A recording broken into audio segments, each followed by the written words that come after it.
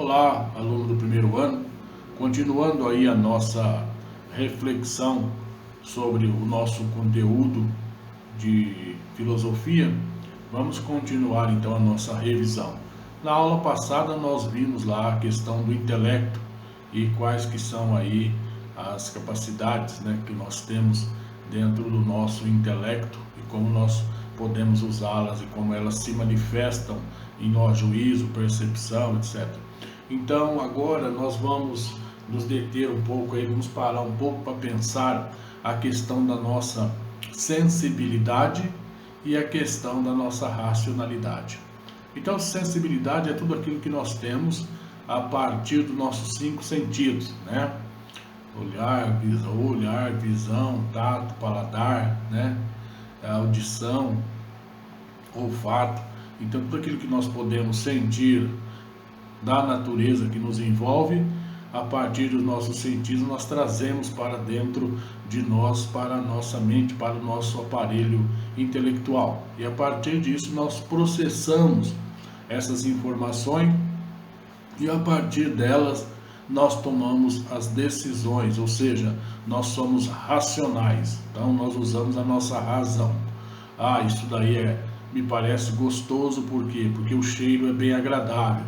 Isso aí não me parece bom, porque vendo isso aí desse jeito não me agrada, eu não vou gostar de comer isso, ou não vou gostar daquilo. Então, ou esse perfume aí tem um cheiro ruim. Então, primeiro eu preciso, através do olfato, sentir, e depois a minha razão vai pensar para comparar aquilo com outro cheiro que eu tenho na memória que me é mais agradável. Então, nós funcionamos desta maneira, Então, nós vamos ver um pouco disso, a sensibilidade e a racionalidade, como é que isso acontece, na nossa mente. Então, vamos lá. Pense um pouco. Qual é o papel dos nossos sentidos no processo do conhecimento?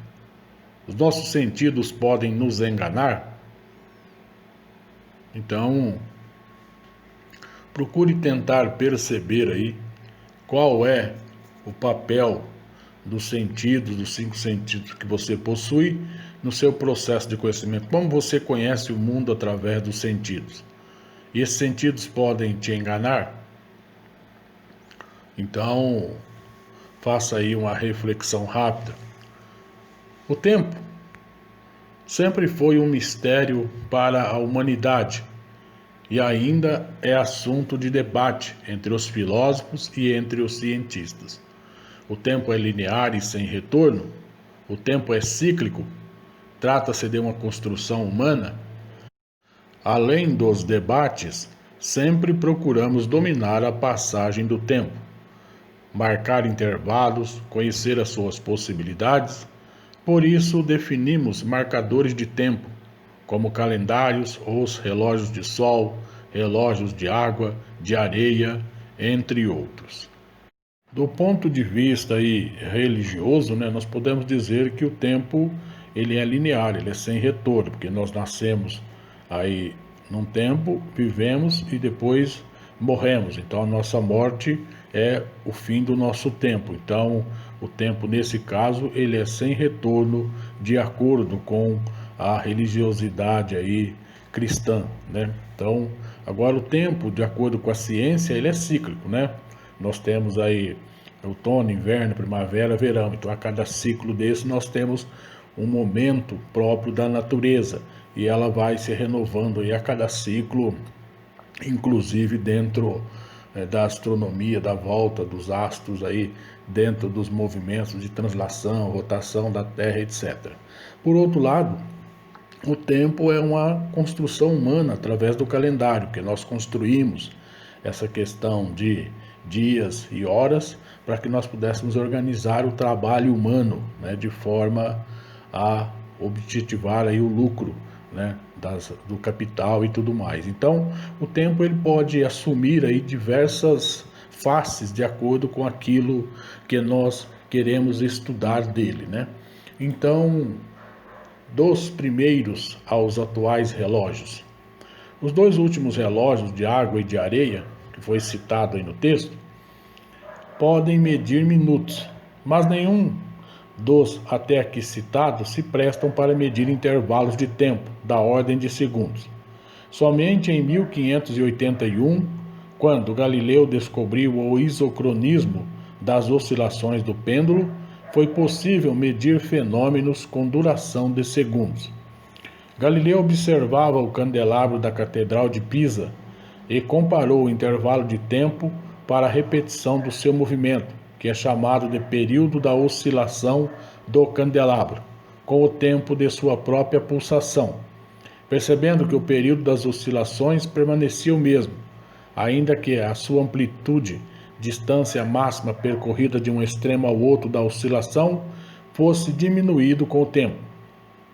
Esta independência do período das oscilações com a amplitude é chamada de isocronismo das oscilações.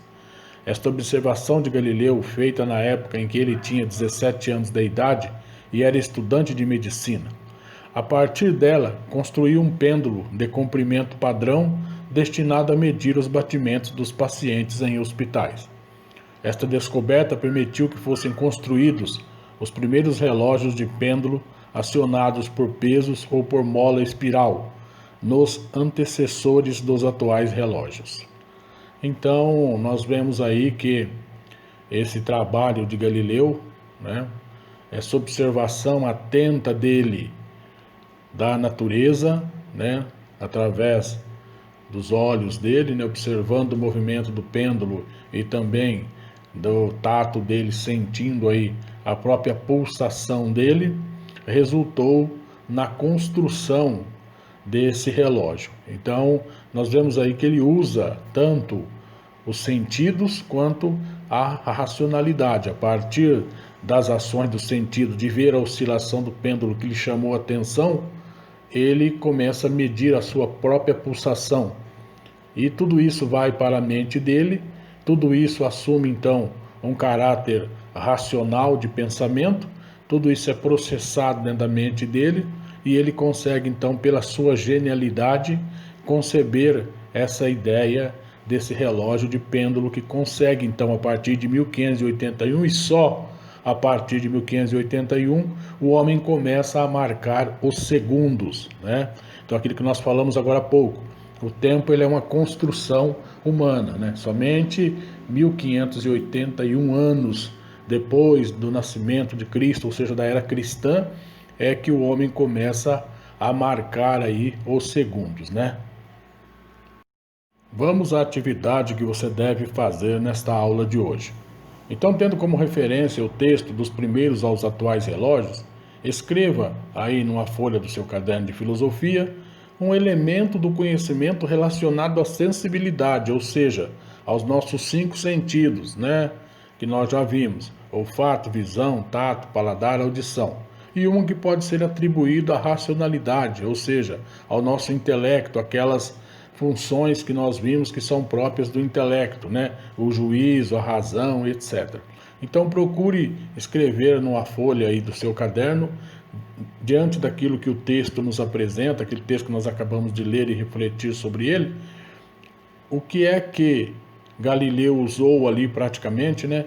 Galileu, que diz respeito à sua sensibilidade, e como é que Galileu usou, né, o seu aparelho intelectual para produzir alguma coisa que está ali no texto. Então é essa a sua atividade.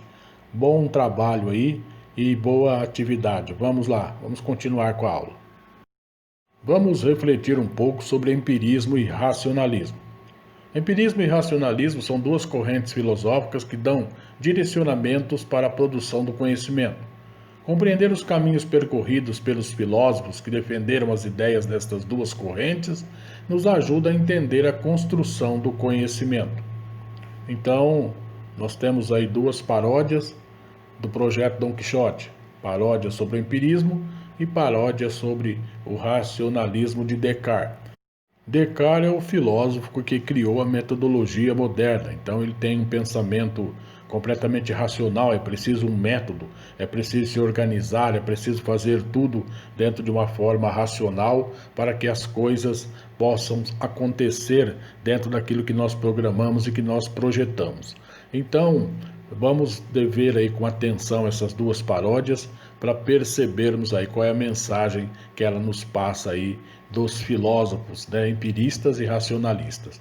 Então, o empirismo ele é uma doutrina segundo a qual todo conhecimento provém unicamente da experiência, limitando-se ao que pode ser captado do mundo externo pelos sentidos ou do mundo subjetivo pela introspecção, sendo descartadas as verdades reveladas e transcendentes do misticismo ou a priorísticas e inatas do racionalismo.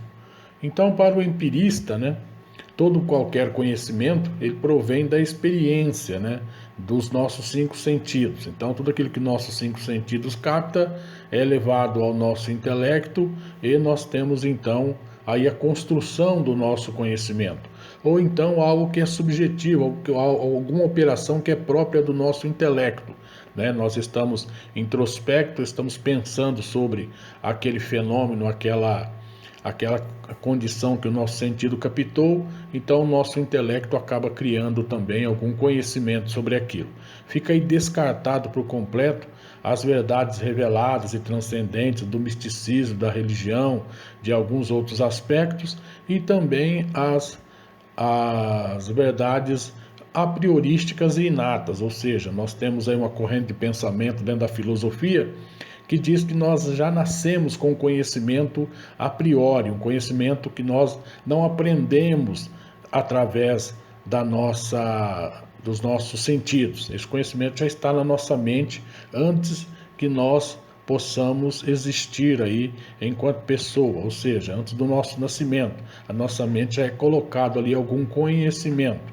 E essas a priorísticas, esses conhecimentos a priori, eles são conhecimentos também chamados como ideias inatas dentro do racionalismo, né? Então, o racionalismo, ele é a corrente filosófica que iniciou com a definição do raciocínio como uma operação mental, discursiva e lógica, que usa uma ou mais proposições para extrair conclusões. Ou seja, se uma ou outra proposição é verdadeira, falsa ou provável.